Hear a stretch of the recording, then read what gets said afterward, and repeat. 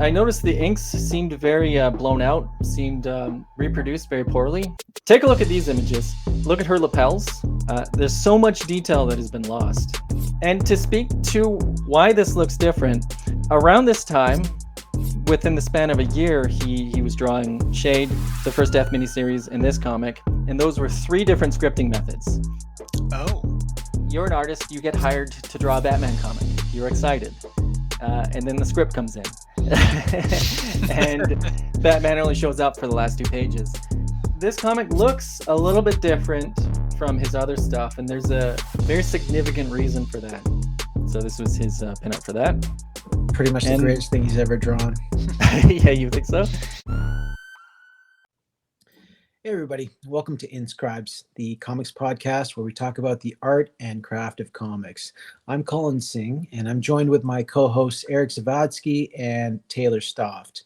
Today's episode, we're going to be talking about Chris Bachalo. We're actually going into part 2 of our Chris Bachalo chronology.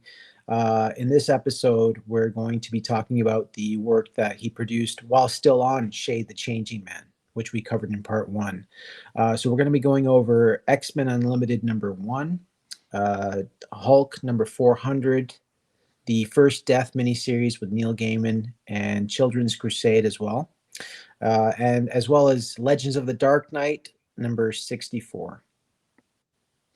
Yeah, this was all new to me. It's crazy to see not just the stylistic changes that he does between each one, but also you can see him getting closer to what I think of him as now, and yet also not close at all. Just all the stylistic adaptations that he's been doing. It's super interesting to see across all these titles.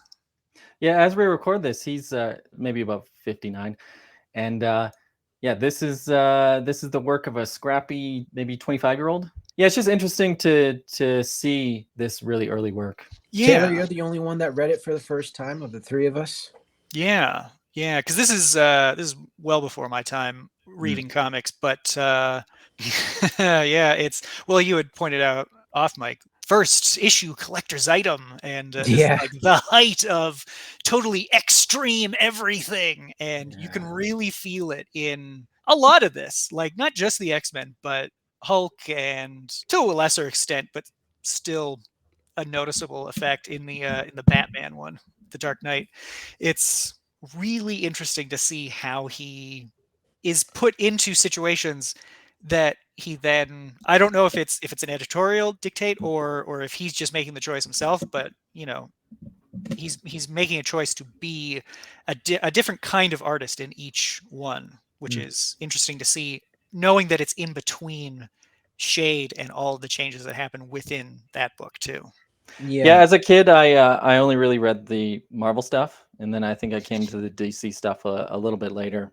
And then, of course, we all reread this stuff very recently, and so yeah, I have different views as an adult who is a working comic professional than I did as a dumb kid or whatever. But, I think the all the Marvel stuff, obviously, I actually read it when it came out. I think the only thing that I read for the first time in preparation for this episode was Legends of the Dark Knight. The Neil Gaiman stuff I read, in my teenage years as it was coming out, and I mean, revisiting the stuff. It's always, I love comics. You guys know I love comics. I know you guys love comics, even old comics, new comics. Rereading this stuff, it hits me still. Like, that's how you know it has a really lasting impact. That's how you know it's something special, is when, like, reading X-Men Unlimited number 1 specifically, like those panels, those splash pages, they hit just the exact same way they did when I first opened that up. That was a real special comic for me, for sure. But I'll save that for later on. Yeah, so this episode is going to be in 3 sections. I compiled a PDF of his career chronology. But yeah, I scoured the internet to try and find as much as I could. I tried to be thorough. I might have missed some stuff, but yeah, the second section will look at bits and pieces of the actual comics on the Kindle app, and then in the last section we'll just have some random chatter. But okay, I've got a lot of stuff to go through. So After the first 26 issues of Shade, he grew quite a bit, and then he got a call from Marvel, which I think he was a little hesitant about because he's firmly in that sort of Vertigo mold, and Yes, yeah, he it was. Yeah, I think it was a little uncomfortable to adapt to straight up superhero work, but yeah, he took it on. This is an image I found online, which is an advertisement for a store signing. Oh, interesting. But yeah, so he drew this for the store yeah, signing? I guess this might have been a local store, I believe in San Francisco or whatever.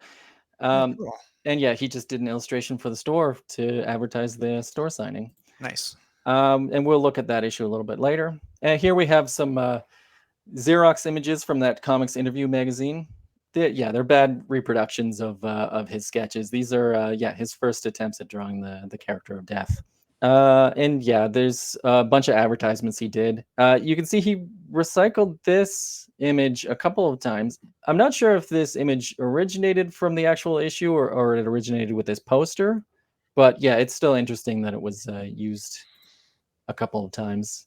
You can see how the Xerox has been produced differently between these. Like, yeah, could that's just be a stippling. copy of a copy. I would say stippling it's is so pronounced. well, I mean, it's interesting. I have some theories about it, which I'll talk about when we get to the Death miniseries. So yeah, here's a couple of other advertisements he did for the upcoming Death miniseries. And I'm not 100% on the chronology, but it seems like he did the Hulk issue first, and then he did the Death miniseries. And yeah, here are some interesting Xerox images of his pencils and then Mark Buckingham's inks. Which, I mean, it's you can get a sense of how detailed his pencils were, but again, this is just a bad Xerox of it. So I mean, it's not the best quality. There's something I like about it though. There's a real tooth to it. Yeah, and very detailed. But yeah, we'll look at this later. I have a lot of comments about that stuff. But yeah, so actually, this Legends of the Dark Knight issue came out a little bit later. I think it came out just right before Generation X, but he did it around this time. He did it in between like Shade number 26 and number 33. And I know this because in that comics interview magazine that was specifically promoting the Death miniseries, they had him talk about this and they had some images from it. Correct me if I'm wrong, but I think Legends of the Dark Knight might have been kind of like a stock Batman story filler for a monthly book. So they may have got the series, the series itself. Yeah, exactly. It was inventory issues. They just inventory issues. Sorry, yeah. I'm sure it was always intended to be a Legend of the Dark Knight issue, but they probably had just such a backlog of inventory issues for that it took a while to get to it. I briefly looked up like what was the deal with it, and it was supposed to be, hey, year one was popular. Let's set some continuity light stories in those first 1 to 3 years that interesting. don't need to be, you don't have to follow Nightfall or whatever is going on at the time in the main books. Oh, it's was it specifically like these are stories from his beginning of his career? Yeah, that was the intent, because they didn't want Robin to be in it. They wanted to make it just he's the Dark Knight. He knows what he's doing, but he's kind of doing it alone, and he's not the best yet. Okay, cool. So this Death image, I think, is from there was a comic called a Death Gallery, which was just a pinup book, and I believe he painted this, which is really cool to see. Because I don't think he does a lot of painting these days. No, that has a real David Mack vibe to it too. Yeah, it does. Those go-go checks. Yeah. Of course, this predates David Mack working in the industry. But they have a similar influence. They're both influenced by Bill Sienkiewicz, so that might be part of that. Could be, yeah. And so yeah, there were trading cards. Like the early '90s were like every line got a trading card set. So I think there was like I'm not sure, this might have been a Vertigo trading card set, or maybe this was just an overall DC Universe trading card set. But he, what a niche market that is. yes. So I think my theory is that he returned to Shade at around issue 33, but from 33 to 40, it was very sporadic. There was a couple of issues where he did the full issue, and then a bunch where he did 2 pages, and 10 pages. And so in between that, I believe he was working on X-Men Unlimited #1. And here's this is a Domino pinup for X-Force Annual #2.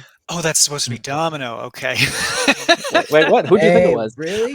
Well, just at the time there were so many new X-Men characters with that kind of stuff on their face and shoulder pads and bandoliers and giant guns that I mistook the patch over her eye as shading that didn't quite work out. It's interesting because when you draw Domino, she only works from specific angles. Yeah. Like I mean, this highlights that as well. The Domino eye isn't as strong on this angle. Yeah. But yeah, this is him embracing that early 90s big gun shoulder pads vibe, which is pretty cool. So yeah, he did an Evil Ernie cover. I remember that. You remember it? So did you actually own this comic? That.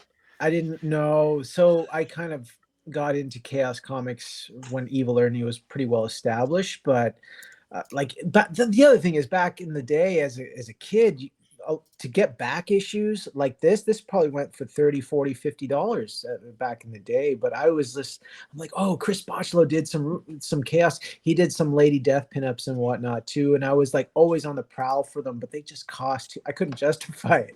Even as a kid, I knew it was highway robbery getting some of these, they're just floppies. They're just single issues with just a pinup of your favorite artist, right? One pinup. Did you hide these Chaos comics from your mother? Well, I mean, my mom, she never really, she gave me my privacy, I guess you could say. Yeah. Okay, so around this time in early Marvel, do you remember there was they started reprinting like 60s X-Men comics in like a X-Men Classic? Yeah. Or it wasn't X-Men, it wasn't classic X-Men. They had another spin-off. I guess X-Men was a license to print money, so they had an extra spin-off where they just reprinted the 60s stuff by Jack Kirby. Really? X-Men Classic started with like in the 70s with Giant Size X-Men, and around this time they were just they were doing these reprints of old comics, and so Ghost Rider was a huge character. There was like Ghost Rider, Punisher, Wolverine were like the biggest characters, and so they created this reprint comic called The Original Ghost Rider, which I guess reprinted his 70s stuff just to have another Ghost Rider comic on the stands. And so yeah, Chris Bachalo did the cover for issue 12. Could you imagine? Really nice cover there.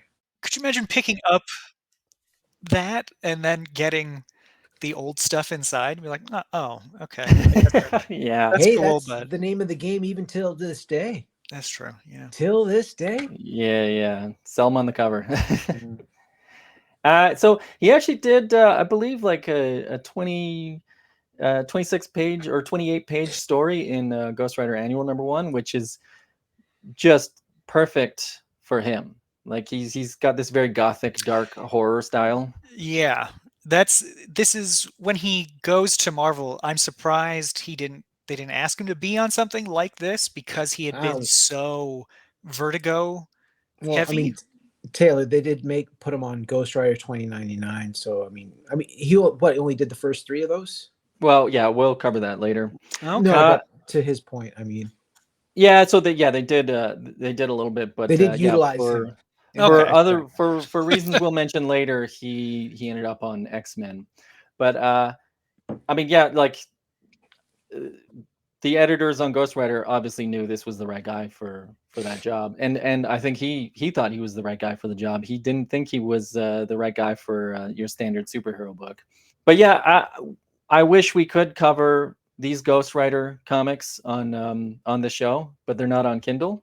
I like this Ghost Rider Annual. I don't think it's ever been reprinted, yeah, it might end up getting reprinted soon because they just started reprinting these stories in like the Epic collections. But yeah, it's unfortunate because I wish I could get a digital version of this and cover it a little bit. I have never read this comic, but here are some interior pages I managed to find with a good Google search. Boy, he's really got a type, doesn't he? Yes. I've always I've seen him draw skulls from that angle, like the downward angle, a lot, and I've always I have kind of, it's stuck in my mind's eye when I'm drawing skulls myself, is like that kind of downward, even if it's like Spawn's skulls on his shoulders there for the cape, yeah. like stuff like that. The downward angle, with the lower jaw hanging lower is actually, it's quite striking, eh? Yeah, I like how skewed this is. It lends to the horror. Skewed is the perfect word. Yeah. Because it's not even symmetrical. Like one of those cheekbones is noticeably larger, and it's just, whoa, what's going on with this? Yeah, he's just going for it. He's he knows what he's doing. He knows all the rules, and so now he can just draw freely. He can break them as he goes because he knows exactly what he's doing. But yeah, I love the ink splatter going on here on this page on the right with the wheels. And this was inked by Mark Buckingham. And yeah, as I mentioned a lot last episode, I don't know what the division of labor here is.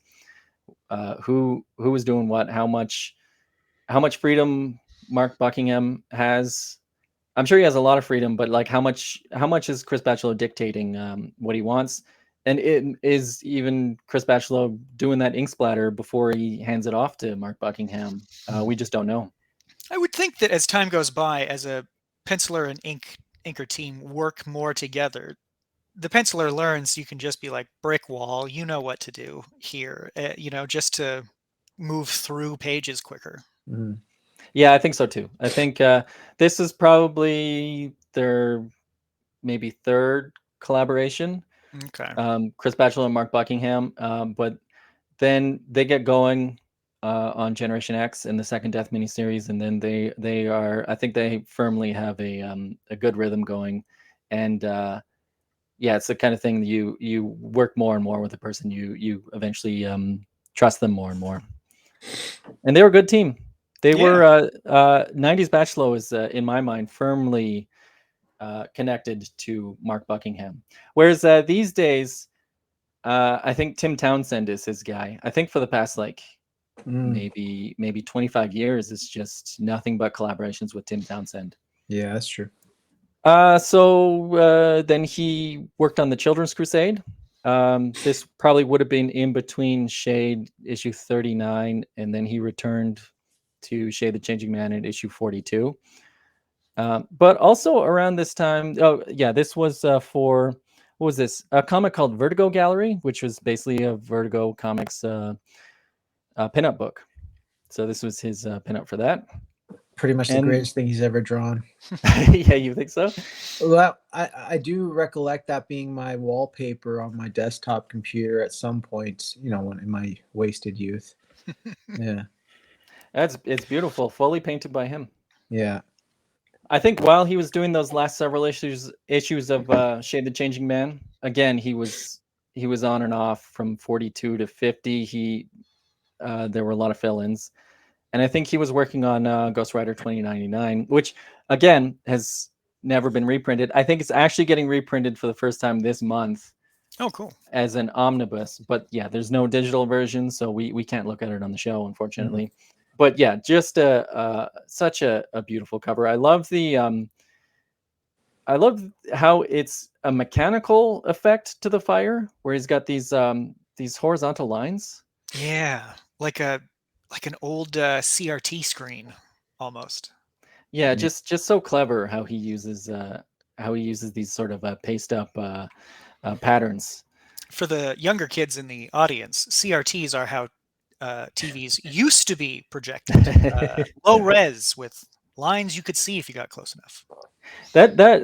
That's a fun thing when you draw TVs way back in the day. You put lines all over them to give that TV effect. But now like LCD screens are so perfect that yeah. I mean, now they're just using them to film The Mandalorian or whatever. Like I do think some of the magic is lost in the colors here. Yeah, Just a little bit. The especially towards the what is that? His left side with the square reflections kind of The fading forehead. down. Yeah. Yeah, Right. For Yeah. sure. Yeah. That's But yeah. I mean, that's serial comics for you. yeah, like the splatter on his forehead here, yeah, it does get kind of lost. Yeah, it's unfortunate. I don't know if that's part of the scanning process or whatever. Yeah, it's unfortunate. So what's interesting about Ghost Rider 2099 is for all 3 issues, he's only credited as breakdowns, with Mark Buckingham doing finishes. oh, that is So interesting. talk about trust between collaborators. Yeah, Mark Buckingham had quite a big say in what's going on here. And even then, the 3rd issue, he only did half the breakdowns, I believe. So yeah, I mean, he was a busy guy. His phone was ringing with jobs, and I guess he took this gig and basically said, yeah, I can only do breakdowns for it. But I mean, his voice is loud enough that it does come through. Like, this does look like Chris Bachalo of this era.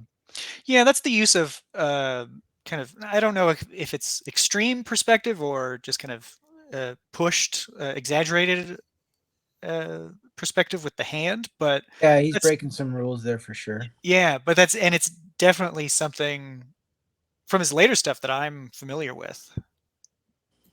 But that's Yeah. also, I mean, creatively, that double page splash, the way he's sticking his hand out and he's got a giant boot, he needs some pop on both pages, because on the first page, the front shield of the motorcycle is coming towards you, and on page 2, like if you separated those pages, there is something coming towards you on both pages. True, yeah.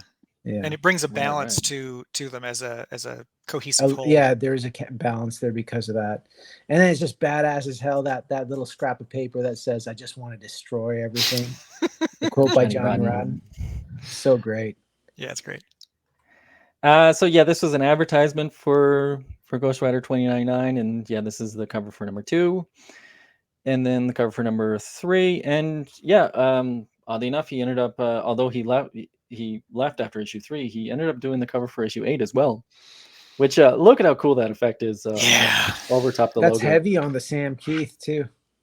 Oh yeah. Yeah, that sort of painting with ink kind of vibe. Mm. And then yeah, he went back to do the last issue of Shade, and then did Generation X, which we'll cover in a future episode. But yeah, moving on, let's actually look at some of these individual issues that we talked about.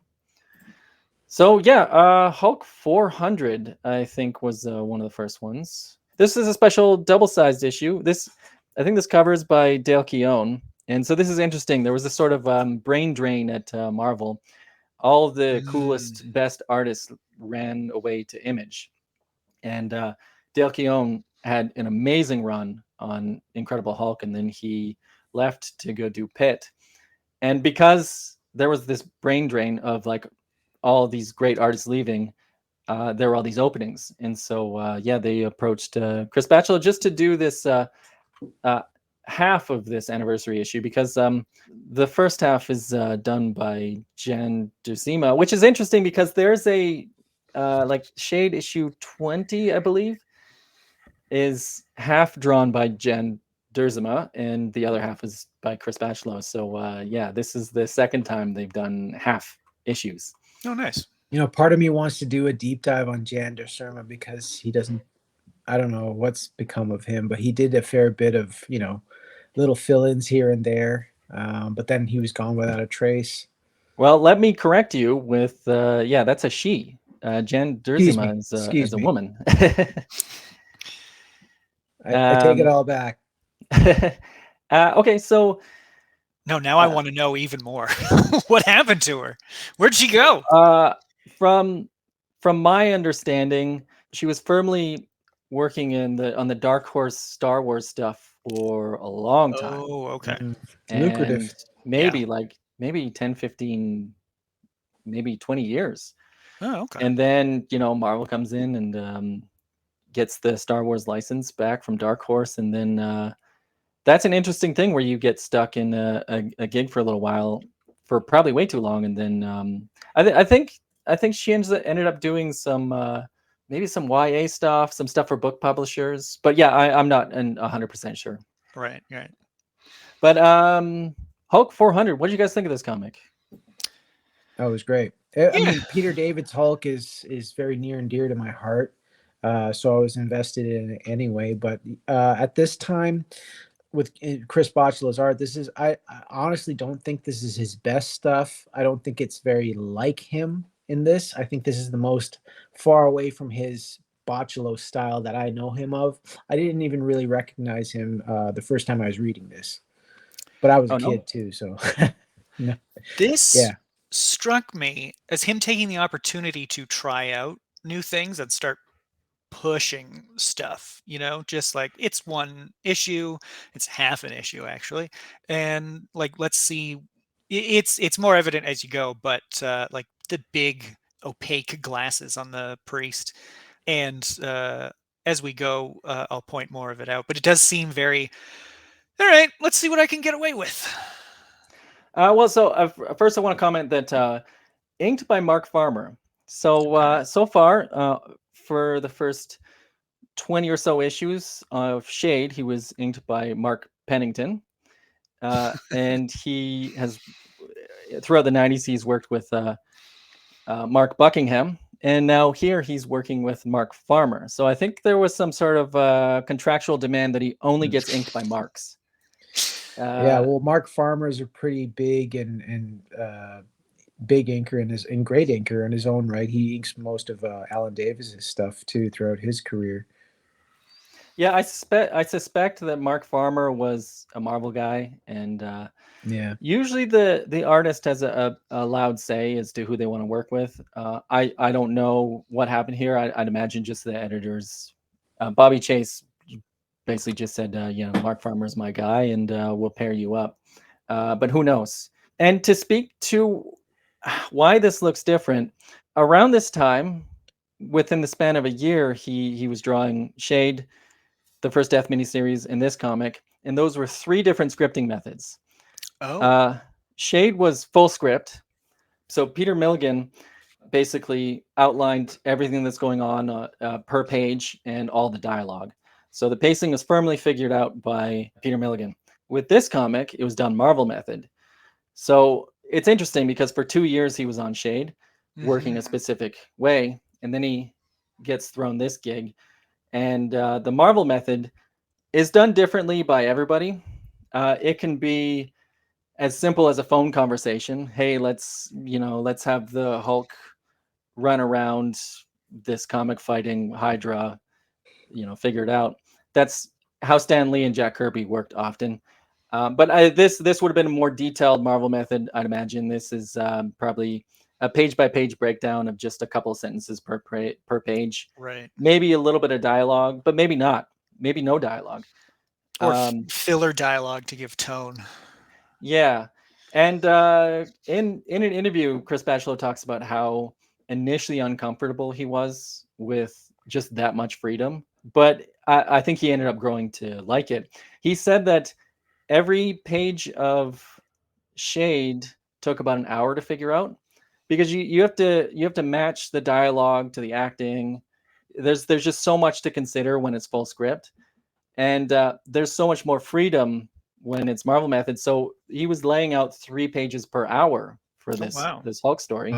And I think as we read this, it shows that it's not full script.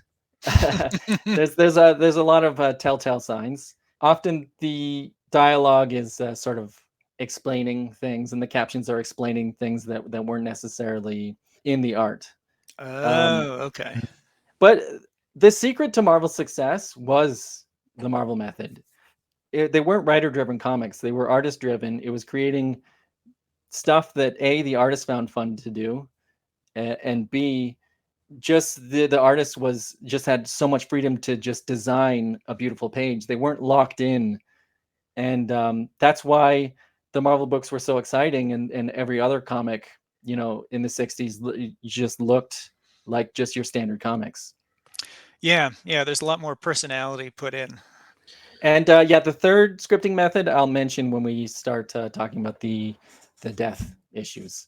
But yeah, when it comes to this comic, the thing that I notice is, because I'd imagine there was no dialogue given to him, you get a lot of yelling faces. You get a lot of like stuff like this, like right here, just like every page is somebody yelling. The yelling. Mhm. This is what I'm talking about when I say the experimentation. Like, he is really pushing the elasticity of those yelling faces. Well, that can also push. I mean, even if there's not really much going on the page, if everyone's very expressive, it's not boring, regardless of what's going on, right? Yeah. Oh, That's They he is could just having be sitting fun. at a table yelling at each other, or they could be yelling in a fight or getting ready to gearing up to fight each other or whatever the case may be. But yeah. So here's a prime example, I think, of how this is Marvel method, where the dialogue is added later, because Hulk heads towards these Hydra agents, and this Hydra agent at the bottom is saying something that no person would ever say out loud when this is going on. He's saying, "Stop him! He's plowing right through us," and barely even noticing we're here.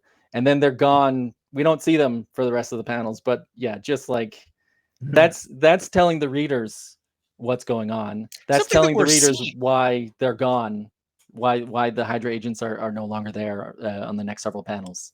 But we're seeing it too, right? The lasers are bouncing off of him. He is unaffected by. Pretty sure those are gunshots. Is that what that is? Oh, okay. Oh, I mean, who knows? They might be lasers. That's this is Marvel Comics. Who You know, I knows? think if the circles at the barrel of the guns were more explosive, that I would have read them as like bullet guns. But because it's round, it reads as this is digital. This is laser. At least to me. Yeah, no, I can see that definitely. Okay, actually, something else I wanted to comment on was this was the early '90s. This was on newsprint when it was originally printed, and there was no full bleed printing. So this Mm, Hulk popping out, nowadays you would have the arm go straight off the page, yeah. but he cuts it off because you can't have any art going off the page. And yeah, you get a couple examples of that, like yeah, like at the bottom here of the page on the left, where the Hulk is kind of popping out of the border a little, which is just Tiki. such an interesting visual. Yeah, he looks so coy down there.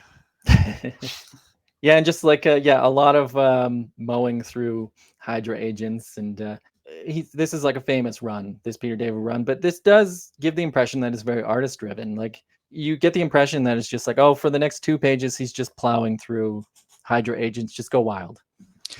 Yeah, and this perspective it feels like he's trying to work out, okay, how can I make this a thing? How can I push the angle? How can I push the warping effect, I guess, of the perspective? Yeah, it's very Kirby, right? Just Yeah. the fist coming right at you, which he didn't get a lot of opportunity to play in this Kirby school with the Shade the Changing Man stuff. Well, and as the Hulk, like, his torso also kind of rears back as well.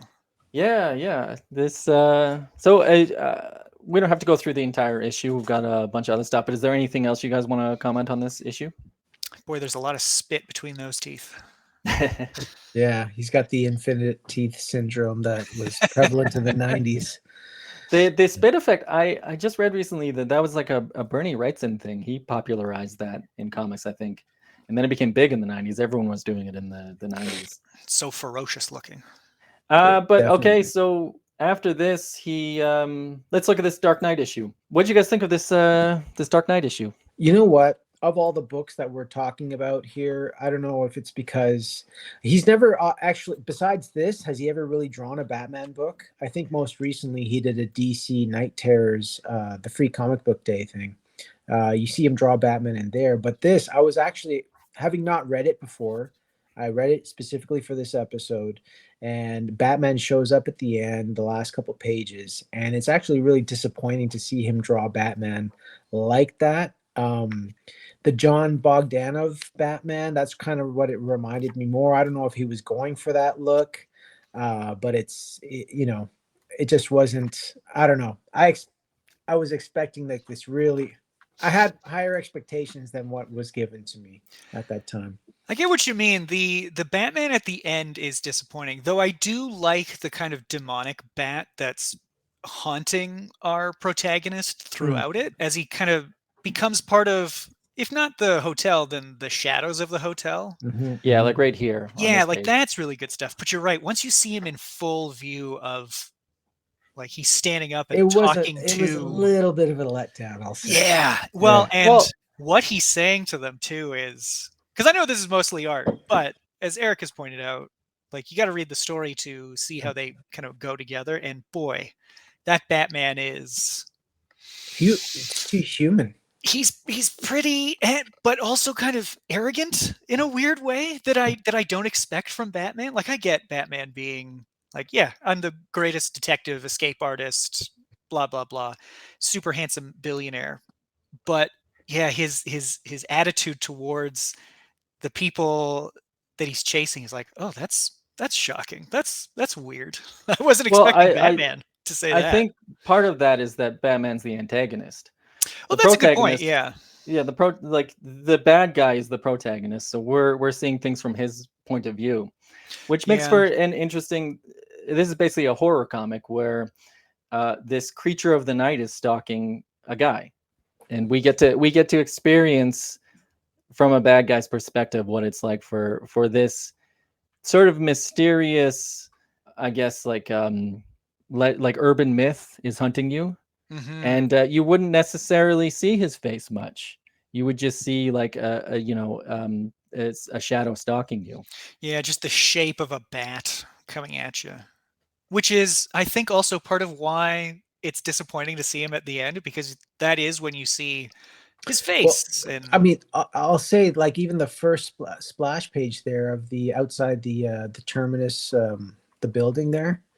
Like the war perspective, the Terminus Hotel, like that war perspective was way more exciting for me to see than towards like this. Yeah, this page is like an all-timer. This is like one of my favorite Bachalo images that I've ever seen from him. Talk about opening up a comic and just being wowed right off the bat. Yeah. And I mean, this is such a perfect Chris Bachalo protagonist. This sort of like gothic looking, like a black-haired guy. And this comic also really highlights his ability to draw interesting faces and several different types of faces and just regular people. Yeah.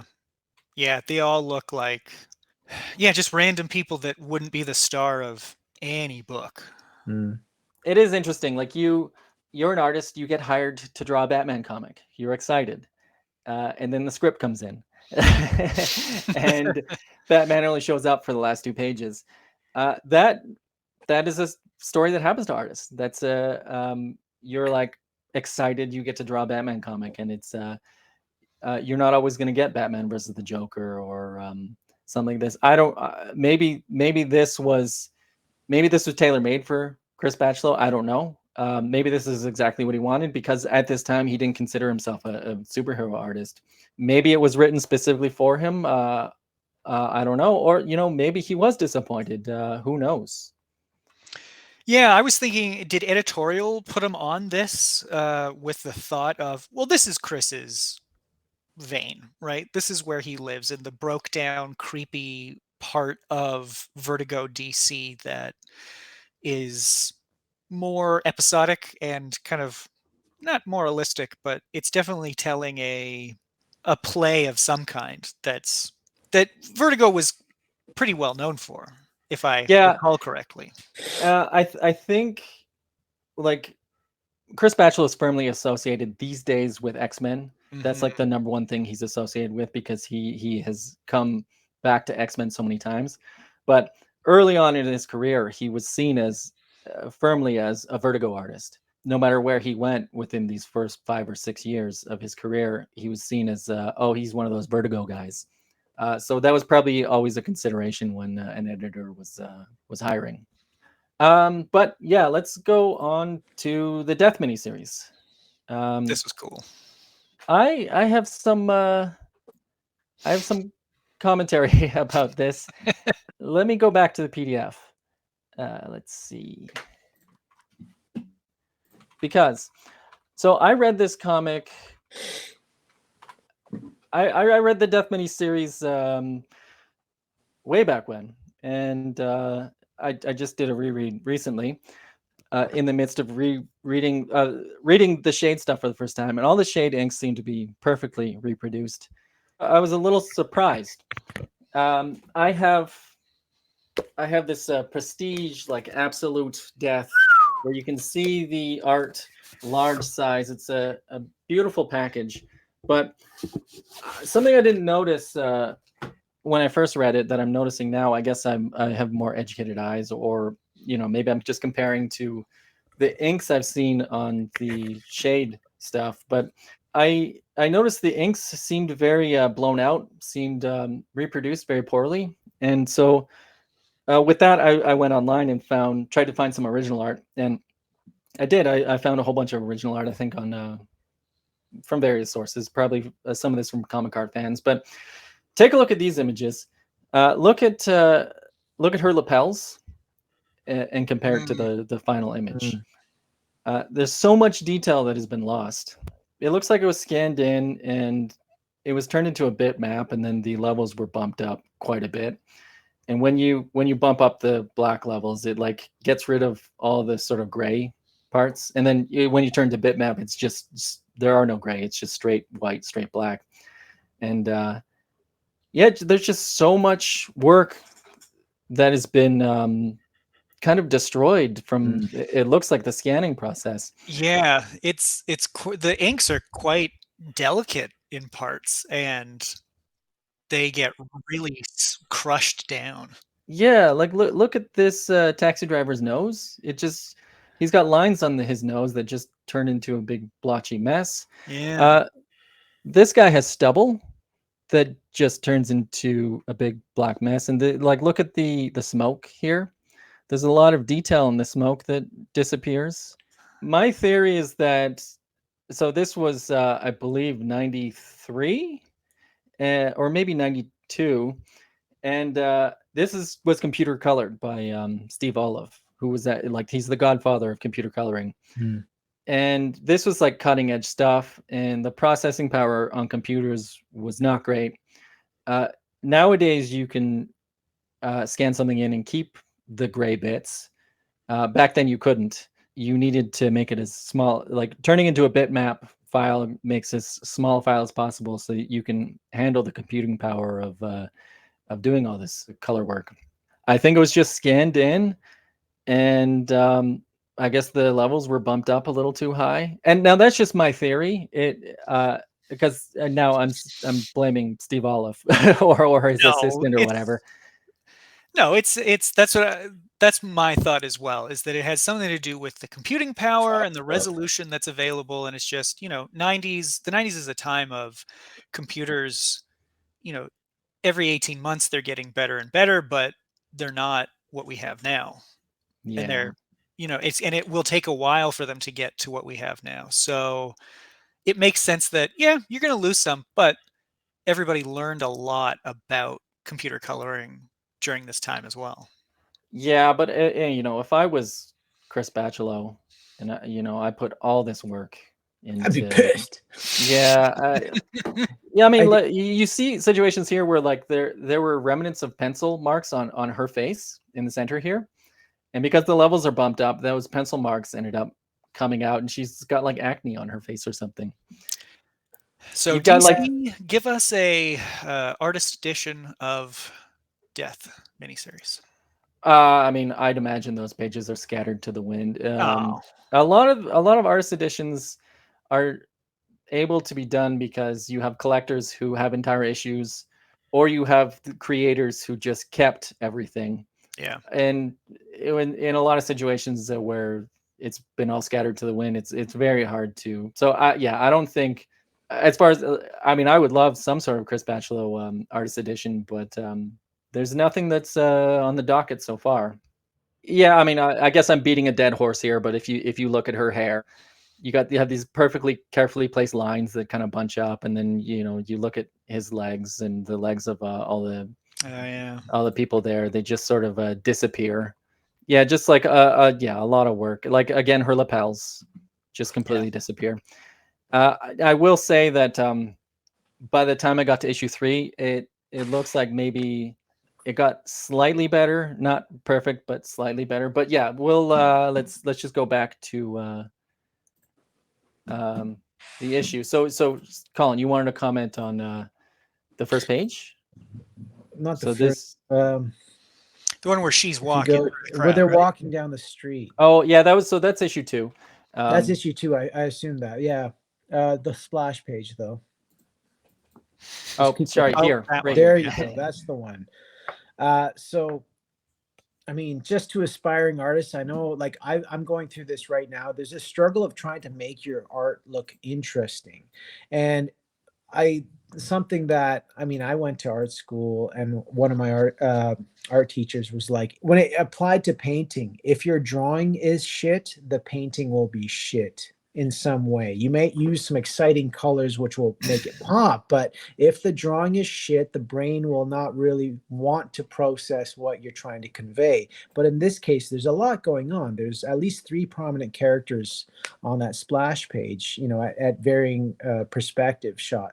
It's a varying perspective shot. Even though it's 1-point perspective, he's made it interesting in that he shows that Death, who's the prominent character, she's the focal character, but there's so much going on around her. She's not doing anything. She's just walking down a street. He's made it interesting by employing a pattern border. All the dialogue, or rather the caption boxes, are put all in the top, and even they are cut up in a certain way just to, again, make it look interesting. There's really nothing going on this page, but they're just throwing all these different tricks that, you know, to the audience, if you're going back and reading this yourself, really try to pick up on things like that, because I know that there's a mental struggle for you know, novice or aspiring artists, that like, oh, it just looks boring, or no, it just doesn't look, it looks flat, it looks like this, it looks like that.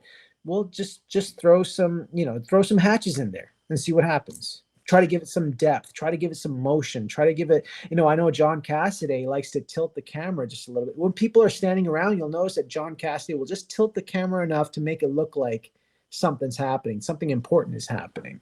And I think Bachalo does it quite a bit here too. That's a good point, because to that point, it also ties in what he's doing here with this very thematically. It's Death takes a holiday. We know from just the character's background that she's called Death, but she's very much connected to life. And it could just be the 3 of them walking down the street, but there's all these people. She has already and will again touch all of their lives, and you can see almost all of them have faces. So it's like she's in this sea of humanity that she is a part of, and yet a part apart from. Yeah. So you're right. It's, yeah, throw stuff in there that makes just brings in interest and ties in thematically to what you're trying to convey. What are you trying to say about this story, this character, where it's going? Yeah, I really want to encourage artists to like really explore those things. You know, some of them may hit, some of them may not. Just try. You know, a lot of the artwork that I've shown on this podcast and whatever I'm going to do in the future, like, I'm hard on myself right up until the end, and I'm like, oh, good, it's done. So, you know, Well, it's along like, the way, maybe I'll start hatching it a certain way, or I'll use a lot of black to cover out a mistake or whatever. But, you know, at the end, I'm like, it's done, and it doesn't look, you know, You learn something. you learn something. Exactly. Okay, so yeah, we're not gonna spend too much time on the Death miniseries, because yeah, we're getting a little long. But so just some interesting bit of history. The origin of this as a miniseries was that DC at a San Diego Comic-Con was going to have some sort of contest where they had people vote on what DC character can get their own miniseries. They called Neil Gaiman up and said, "Do you have something prepped for a potential Death miniseries? Because we're going to do this contest and Death is definitely going to win. Like we know Death is going to win. So do you have anything prepped? If not, if you don't have anything prepped, then we won't even put her in the contest." And yeah, Neil Gaiman basically had something prepped, and sure enough, she won and got to her own miniseries. That's cool. I think Mike Drindenberg was the obvious choice to do this miniseries, but in an interview around this time, Neil Gaiman mentions that Mike Drindenberg and Karen Berger are not on speaking terms anymore. Damn. And so she's in charge, and it's just not happening. So yeah, they got Chris Bachalo. Great for us. Yeah, And Chris. for sure. Yeah, and this is billed as the first Vertigo book, the first Vertigo comic. Oh, really? Oh, okay. Yeah, so like around this time, this is around like 50 issues into Sandman. This is 33 issues into Shade, and yeah, just 1 month they all started getting these logos, and yeah, Death was the first one. So yeah, very interesting Chris Bachalo art and the very first Vertigo comic. Nice. You know, I look back to a lot of this stuff like Sandman, you know, the whole Vertigo movement, and just like these stories were not Superman and Batman stories. These were new, and they were so interesting. They were taking you places that you never even thought about in comics before. And it was for a different audience than the standard DC. Absolutely. She had the character had a huge fan following around this time, because like around this time the character of Death was only in the first 50 issues of Sandman. How many, like what, 3-4 issues? I can't say for sure, but yeah, just a handful. And standalone ones too. It's not like she's that connected. There's the one where she and Death meet in the park, and then there's the one that like issue with, 20 Element Girl. Yes, yeah, because that's the first 2 issues in this book. Mm-hmm. And then she pops up whenever the family pops up, I think. Yeah. So yeah, when Bachalo talked about this comic, he was promoting this for an interview magazine, and he was saying that he said Shade is all about color, and he feels that Death is all about everything but color. And so I think his approach was to put a lot more blacks on the page, which you can tell in these early pages, and it doesn't feel like the color is really working in that same vein. It does feel like it's fighting all those deep blacks. Yeah, because this I guess this is maybe sun up, but I mean it just feels like daytime. I mean the inks look like nighttime. I don't know what was in the script, but it almost feels like it's the sun is about to go down. They're going into a tunnel, so you can cheat a lot with that. Yeah. Now I love Steve Olive's work, so it feels like I've been trashing him a little bit, but his work around this time he was doing Spawn and the Max, and I love this palette and I love his work in all of that stuff. But yeah, I don't, at least these early pages, it doesn't seem to vibe with what Chris Bachalo is going with. But later on, as we get to daytime scenes, it seems to work a little better. The thing side note, I think they were still printing Akira in color at this time, right? So he was also doing that. Oh wow! I'm sure. Yeah, there was was a lot from that, because there was a big break between, like it was Akira was ongoing for like the first like 29 issues, and then there was a big break because they didn't have Akira Volume 6 out yet. So yeah, it took a couple of years, and then finally the last like 6 or 7 issues came out. Yeah, around this time. The thing is about the inks and the color is, and this might be sacrilegious to say, but I think Bachalo might actually be wrong about it's not about color. Yes. Like you should have, it feels like you should have a bunch of color around her so that she pops as black and white. Well, the whole thing about Neil Gaiman and this Death character is subverting everything like every idea upbeat. You have about the character of Death. Yeah, she's upbeat, she's cheerful, she loves life itself, she loves experiencing it. Yeah, it just feels like, no, you should have a lot of color here. Which, yeah, I mean, and the colors are beautiful. Yeah, they are. This is a great introduction between the two. I love this, that whole sequence. Yeah, where it's just he's fallen down and it's just her head talking to him. This is working with Neil Gaiman. It's just a lot of talking scenes, and so which is not too dissimilar from Shade. And that's why in interviews Chris Bachalo talks about how his job is to make it as interesting as possible, because he's presented with all these talking scenes, and it's, how do I make these talking scenes interesting, which is the perpetual struggle of all comic artists. Yeah. Yeah, the blocking that he uses is great. Yeah, and in that interview, he talks about how he tries to make things interesting by doing close-ups of, when Death is talking, we see her sewing right here. We see her hands. When the kid is talking, we see the mug of tea. We get close-ups of this rubber ducky, close-ups of the fish, and that's just how he's making it interesting. Reminds me of How to Draw Comics the Marvel Way. Very your point of view, that sort of thing. Except those were action books. Well, yeah, but there's a section in the middle, I think, where they show just regular talking scenes. They like lay a script out. They give you, here's the traditional or kind of basic version of these talking scenes. I remember that section well, yeah. And then okay, and here's how Jack or Buscema or whoever would do it to make it more visually interesting. Right next to it. It's brief, but it's very instructive. So as I mentioned earlier, within the span of a year, he worked with 3 different scripting styles. With Shay the Changing Man, he worked full script, and with Hulk, he worked Marvel method. With this Death miniseries, Neil Gaiman gave him a screenplay style script. So it's basically just like dialogue and loose descriptions of what's going on. Which interesting. With comics, there is no set way of doing it. You're just basically sending something that only an artist and an editor is going to read. So you can vary how you write a script. With screenplay style, there needs to be a set screenplay style, because thousands of people are going to read it.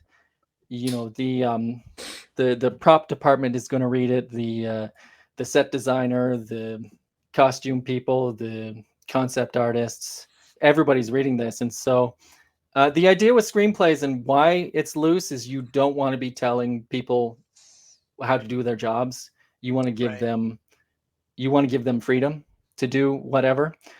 Now, all those jobs are the job when it's transferred to comics. Like Chris Bachalo is all those jobs. He's the costume designer and the lighting guy and all that. So it's interesting getting a sparse type screenplay style script and what you can do with that, because things aren't broken down page by page.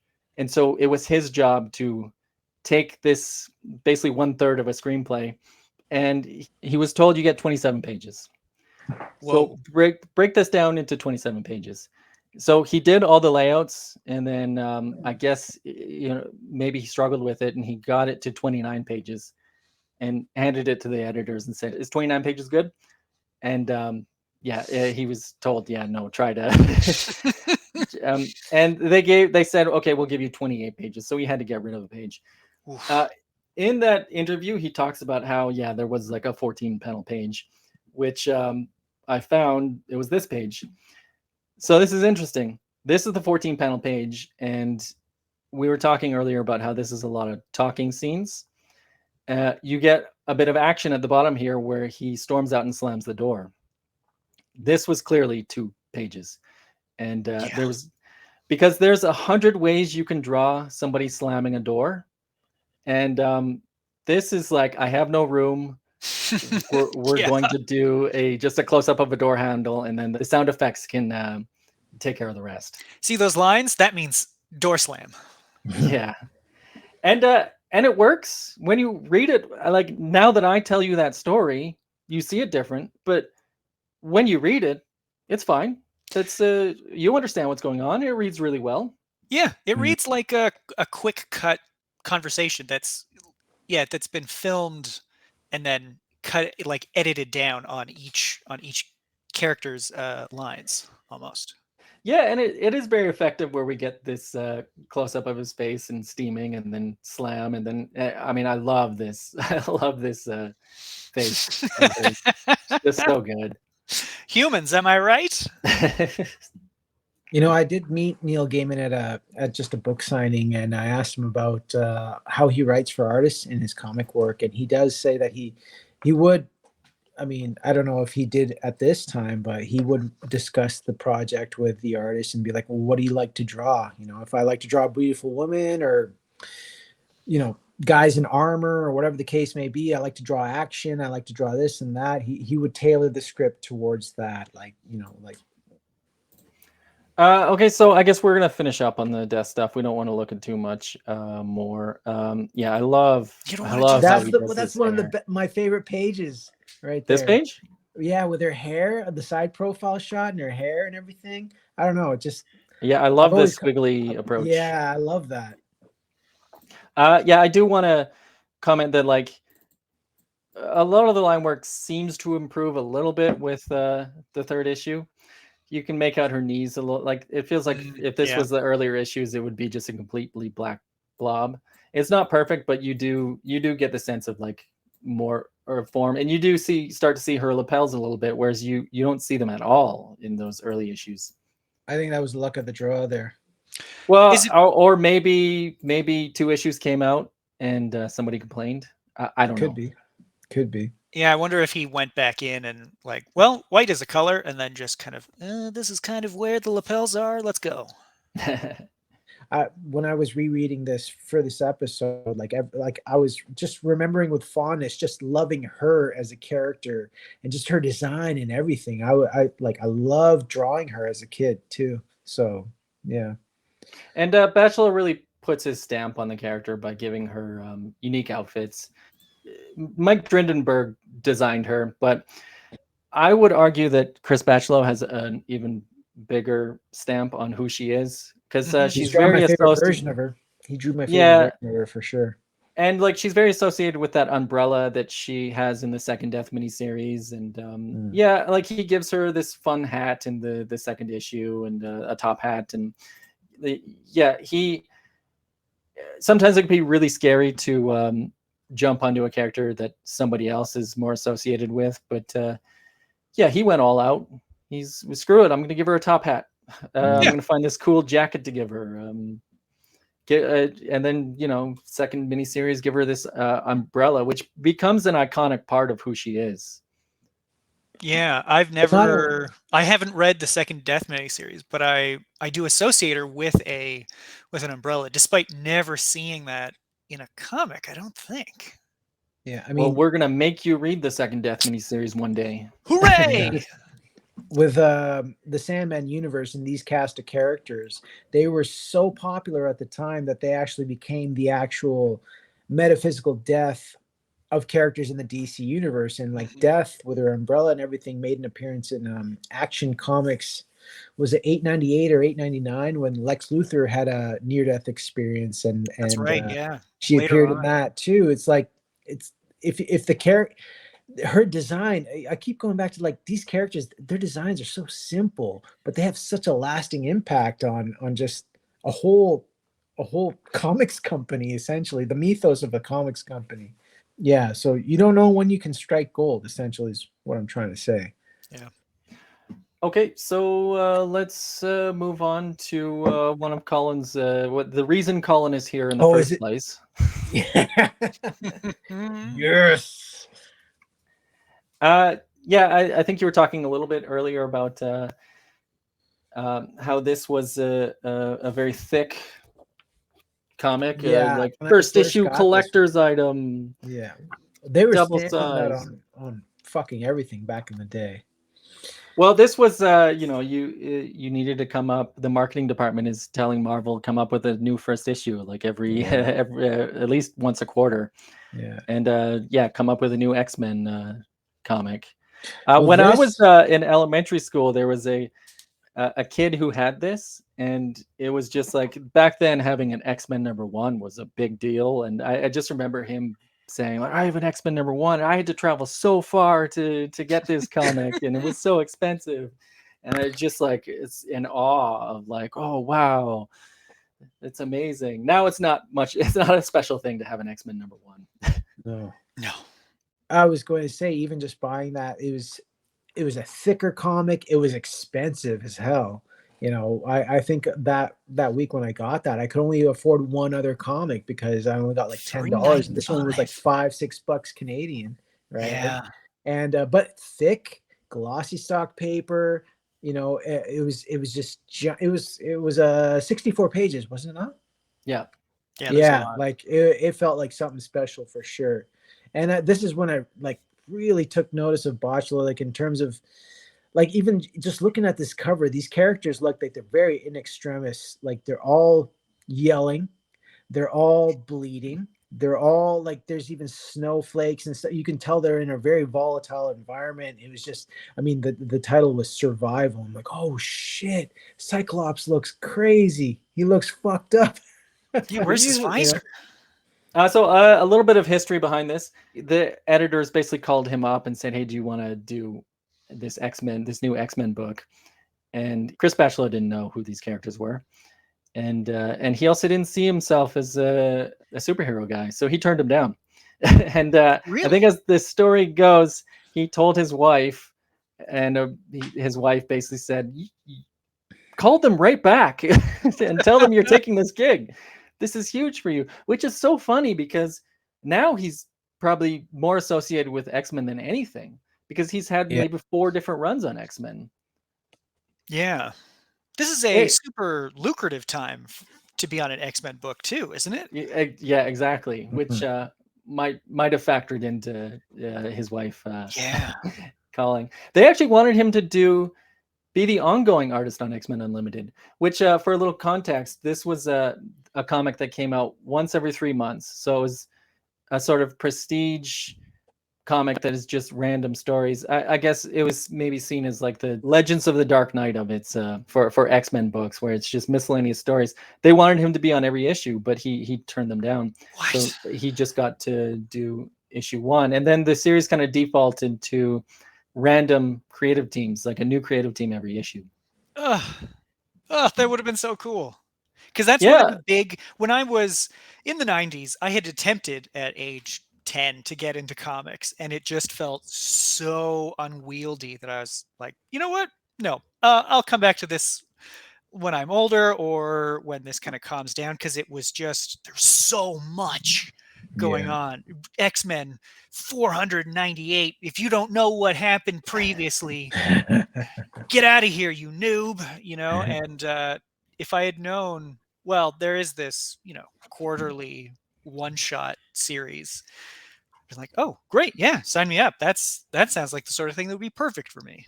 Yeah, like where continuity is a problem because the X-Men stuff is just a continuity nightmare. Now more than ever. Yeah. I like one of my first X-Men comics was X-Men number 32, which dealt with the whole Psylocke revenge, just the Quanon Psylocke, which was the story arguably makes no sense even if you know the continuity, let alone it being one of your first X-Men comics. But I mean, I didn't care. I just liked the characters. I was a dumb like 9 or 10-year-old, and then it was just there for the characters.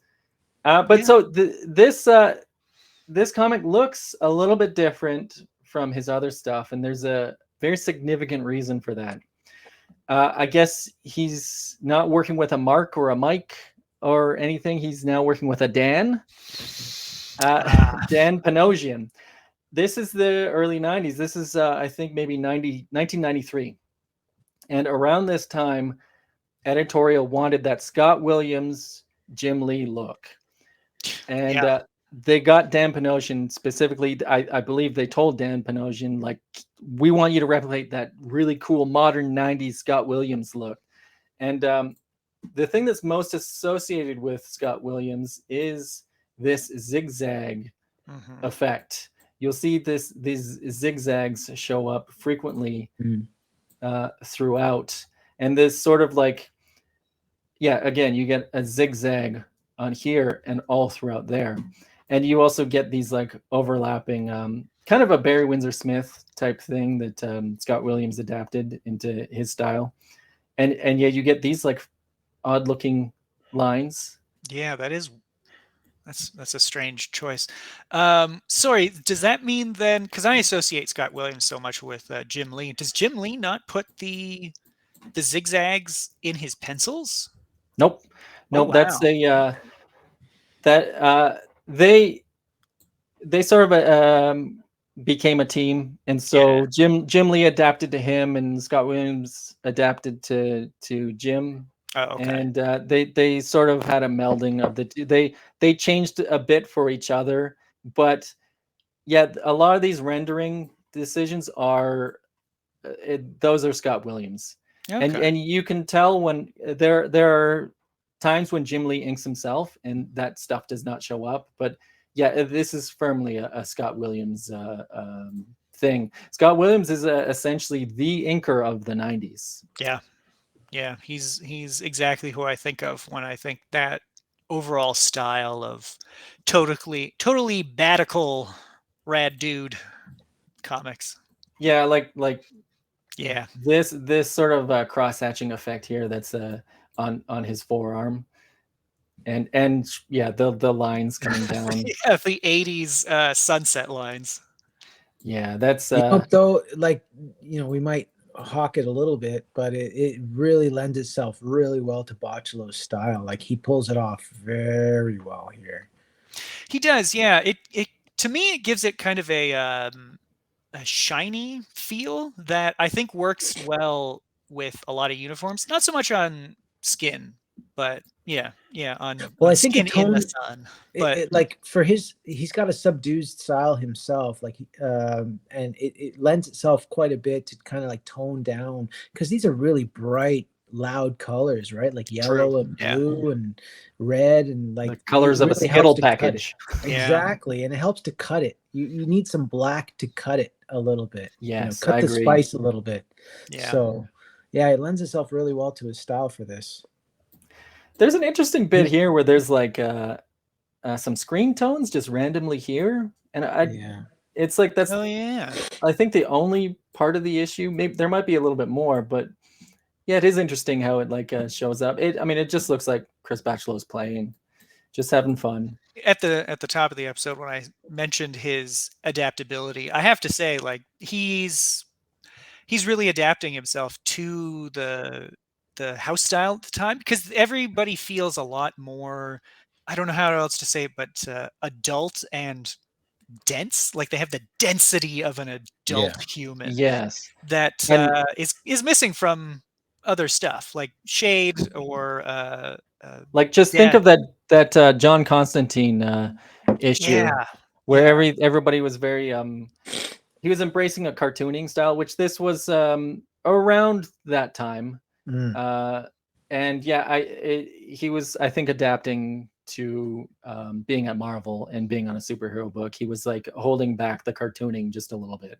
Yeah, he's bringing the power to these athletic adults rather than a skinny kid in New York complaining about stuff.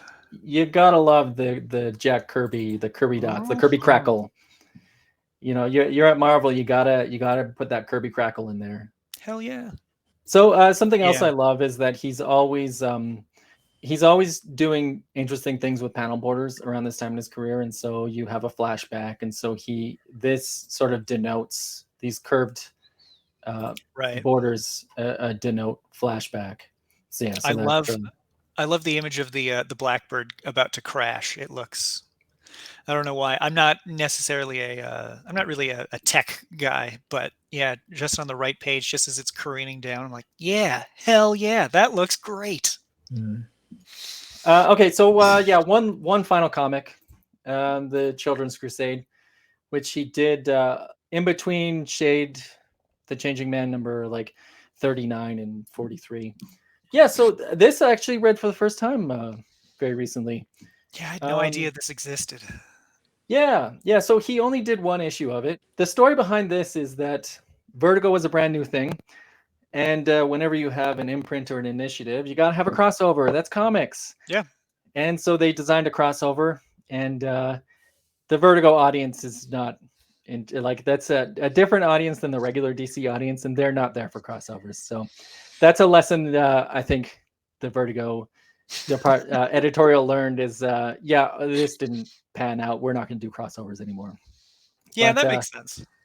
The structure of it was you had the first issue where the problem is set, and then these dead boy detectives ended up going and crossing over with a whole bunch of Vertigo books, and then there was the second issue to bookend it and complete the story.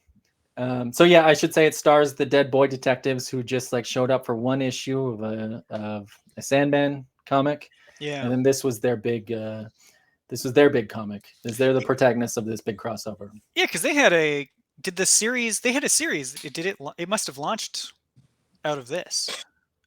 I believe so, yeah. Yeah. And they just recently had a Netflix show, which I think only lasted like one season. It's not bad. I enjoyed it. You can tell it's super shot in Vancouver, though. Oh yeah? Yeah. Yeah, because it starts off with them in London, and then the mystery takes them all the way to the Pacific Northwest. In America, okay. somewhere. Ain't that the way? Yep. But this was a really fun read. These characters written by Neil Gaiman, they're just he's got their voice down, and it's just really fun seeing these characters talk. It's very comedic. Yeah, and it feels very much like, especially the Dead Boy detectives are very like 11-year-olds trying to set up a business. Yeah, and just like a child's conception of a business. Yeah, and how to operate and how to move through the world, and yeah, just their banter with each other and the client it's very fun. You know what I love is that it's talking heads for pages and pages, but just the way he keeps it interesting. Yeah, and it establishes a really good rhythm as he's going. Yes, rhythm. That's so That's a good yeah, word for I have some thoughts on that, which is when it comes to storytelling style, when you're doing a horror book, there's ways to tell a story effectively. When you're doing a superhero book, there's ways to tell a story effectively. And when you're doing a comedy book, there's different ways to do a story effectively.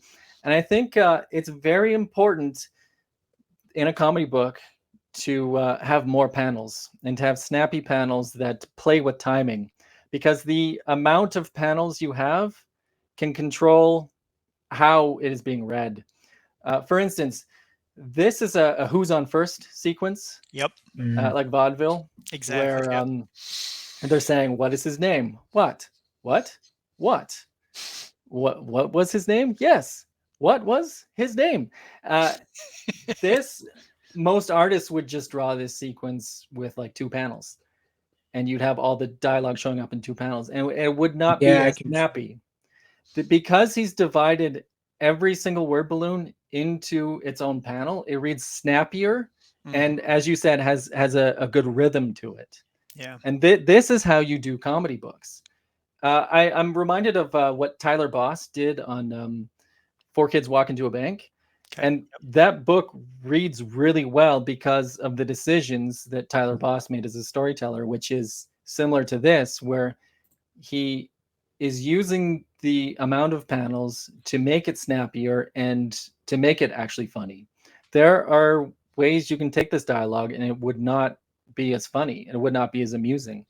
And it's just fun to see X-Men Unlimited #1, where Chris Bachalo is embracing that sort of Jack Kirby school.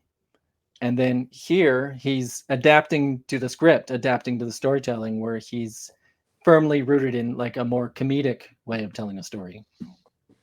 Yeah, that's a really good point. Yeah. And it feels like previously in previous pages, like he does the work to set up the space that they're in so that when he can cut to this, we all understand, okay, yeah, well, I know where that window is. I know where the boys are. And yeah, right, like he's using the space and time to set up here's where everything is, so that when he's cutting through to each line, oh yeah, okay, I know where we are, and the audience won't be lost. Yeah, it's also fun the acting he does, where the kid is playing with the mask, and like where you have a reaction here where he's like looking over as he takes the mask off. Yeah, I mean, it's just so good. Yeah, it's real good. Have we gone past? There is something that stood out to me that if we get to, I'd love to talk about the children's Crusade stuff, like the flashback history lesson stuff. Right. Yes, because it's this series is intermingled with, I guess it dips in and out of like modern day and then a bit of history. And Yeah. he always does interesting things when so we have the modern day and then a bit of history here. This bottom time progression, like it's like the camera is moving towards him against how he is moving towards us, and it's turning around, because that's not three people, but he's blocked it out so well that we understand, hey, you're moving towards this central figure who's preaching towards you. Right. It's a DeLuca effect, right? Is that what that's called? I didn't know that had a name. Yeah, the DeLuca effect. Like whenever you see like an artist draw Spider-Man and there's like Spider-Man doing a sort of animated effect. Oh, okay. That's because there was an Italian artist, I believe. His name was something DeLuca. Yeah, and he basically invented that. So they gave him they named the effect after him. Oh, cool.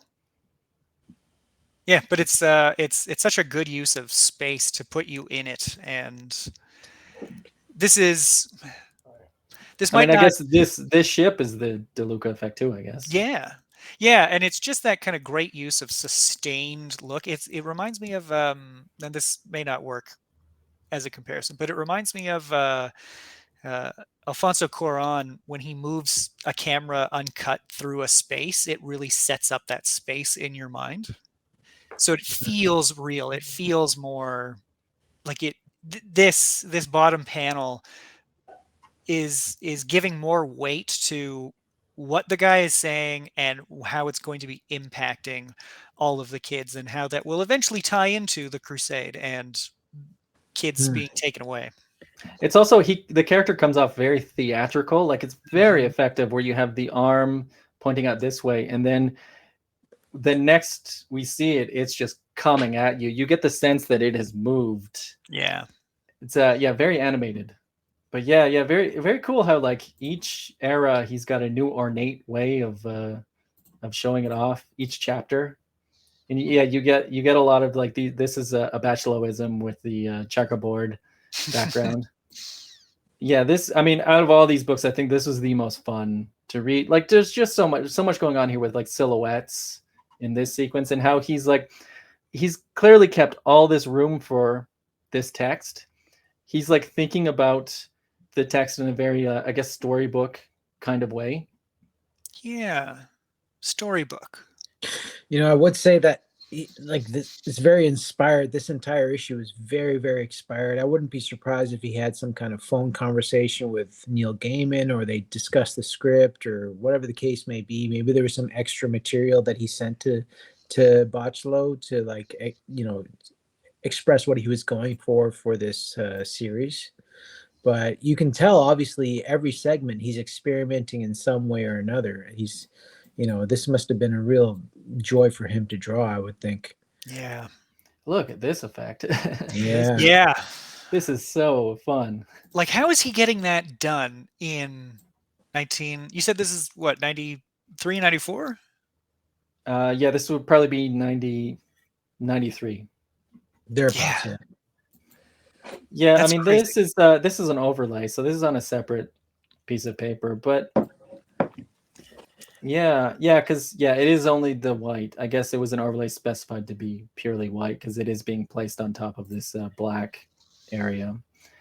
That's the thing is you have to create separate. It's almost no different than doing layers on Photoshop, only it's layers of physical paper that you're creating, and like these are some more Bachaloisms of the time. These swirl effects, which like looks like he inked this himself, which sorry, who inked it? I think this is Mike Barrero. Yeah, that's now he's got a mic he's working with. He's got all the marks and the mics and the Dan.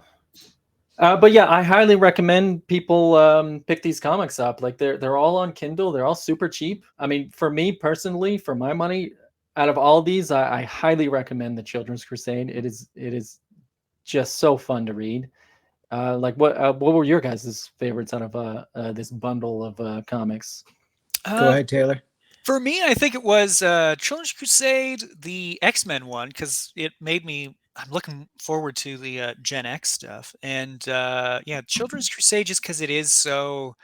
There's so much going on. He's doing so much new stuff, and he's doing it very well. One of the little details I like that you can see here is the ghosts have no color in their eyes. They're ghostly, Yeah, which actually, I is hadn't noticed that. That's just great. yeah. I just noticed it now, but it is giving you that feel of, oh yeah, there's something just a bit off about these boys, and his use of dry brushing throughout. I've noticed it in this and the Death miniseries. He's just kind of dry brushing stuff in the background to give it a, I don't know, to ground characters more, I guess, or foreground them more. Also, to make it look different, probably than most of the other comics that were out there at the time. What about you, Colin? Well, obviously X-Men Unlimited #1. Just from like just a personal affinity, that's what I have for it. But I think for any aspiring artists out there, I would definitely put Children's Crusade and the Death miniseries on the block for them to explore. Just because I do know, like, when you're just starting out, and yeah, you want to draw the best thing ever. You want to draw the best Wolverine drawing ever. But like a lot of the times you can just draw a very simple figure and just do things to it, like add certain inking effects or a very interesting background or pattern around it to just make it look interesting. And I think that Bachalo, he threw a lot of paint at the wall around this time that really made him who he is today, and I think that a lot of people should try to explore that. So I encourage a lot of people to at least look at Children's Crusade and the Death miniseries for sure. Yeah, I would recommend people track these down at your local comic shop or buy them on Kindle. And eventually in the future, we're going to tackle Generation X and force Taylor to read these great 90s X-Men comics. I'm looking forward to it. Yep. It's a real blind spot for me. It's definitely it sounds like it's a favorite of people just a bit older than me. Just a bit. So yeah, we'll round it up. Well, last time I drew a Death piece, but Colin was so excited to talk about Batman in space that we didn't get a chance to my piece off. I didn't get a chance to do. I didn't get a chance to do a piece this week, and neither did you guys, I guess. This is a lot of work, but yeah, I just want to show this off. I don't have a lot to say about it. It was a lot of fun doing a mix of watercolor and markers, and yeah, I really liked drawing Death. It's great. It looks super cool. I love the sundown colors and yeah, and just like the side view. It's like it's like the more fun, or it's the more, when the Simpsons would like descend down the earth and you'd see like cars and triceratopses and UFOs just kind of buried deep in the ground. I know exactly what you're talking about. Yeah. I was wondering where's he going with the Simpsons stuff, but yes, I know exactly. That's great. Yeah, I mean, this is just so much work, and we try to do art every episode, but we're also drawing comics. Like you're drawing some comics right now, right, Tyler? I am. Right, Taylor. I am. Yeah, I'm doing the final issue of a book that it's been announced for Dauntless Stories. It's not complete. I think I have 8 pages to finish penciling, and then go back to the beginning and ink those last 24 pages. So when is that going to be released? That's a good question. I don't know. I'm hoping early 2025. It's been, like I said, it was announced with a bunch of other books from the company, and I've been admittedly slow, but yeah, it's nearing the end. So, and I know that the other issues are in production. So, hopefully, we will Well, see I mean, a Kickstarter for that soon. I think we're slowing you down by making you draw pinups once a week for No, but it for is this show. well, maybe, but it is good to do it because man, the one we got coming up next has been a real challenge, but I think I've learned some good stuff from it too. You talking about Red Sonja? Yeah, Right. yeah. I chose wanted to do Cyclops for this one, but just I got my wires crossed in terms of dates and stuff, and I thought I had more time than I did, but I hadn't even started it when we started filming this one. Well, so. I mean, you were also you just went to Portland, so yeah. Yeah. That's plenty of excuses. That's your 1-year anniversary or whatever. Yeah. Yeah, but I recently had like a big thing happen there. About a year ago, it was announced publicly that in Japan they're filming. They were going to start filming a comic that an adaptation of a comic I co-created with Sean Kittleson at Skybound, and they recently showed some stills, and Heart Attack, which is going to be a Japanese TV show coming out next spring or thereabouts. It's very surreal. And I also got to see the pilot. Skybound is very nice. I have a little stake in the property, and so they like to involve the creators as much as possible. And so I got a chance to watch the pilot, and it's just very, very surreal seeing a comic I did adapted into a TV show. Hell yeah.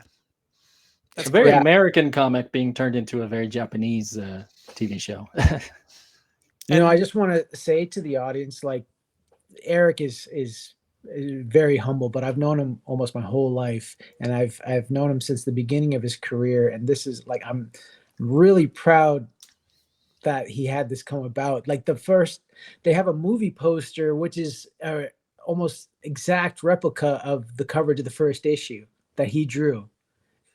It must be nice to have such a proud cat too. Yeah, she's very proud of the show coming out. But before that show comes out, there are trades of Heart Attack available. Yeah, there's I would recommend buy only the one trade, the complete collection. Don't buy 2 trades, because there's the first 6 issues in one trade and then the first 12 issues in another. So only buy the complete collection. Yeah, don't give Eric as little of your money as possible. Yes, I just don't want you to get ripped off by buying the same stuff twice. I have a whole stack of the first 6 issues that I can't in good the first 6 issues collected in a trade that I can't in good conscience sell, because there's no way of getting the last 6 issues isolated in its own trade. So at conventions, I just give them away for free. Well, thanks for watching, everybody. Don't forget to comment, like, and subscribe. There's a link to the TV show that's been produced for Eric's comic Heart Attack below, so you can check out the stills from that. We didn't have any artwork prepared for this one's, but in any case, if you are inspired by Chris Bachalo, if you could post your artwork in the comments, we'd love to take a look. And next episode, we're going to be talking about Frank Thorne and his run on Red Sonja. So watch out for that, and we will see you next time. Bye-bye. Hey, everybody. Welcome to Comics. Fuck. Okay, let's go.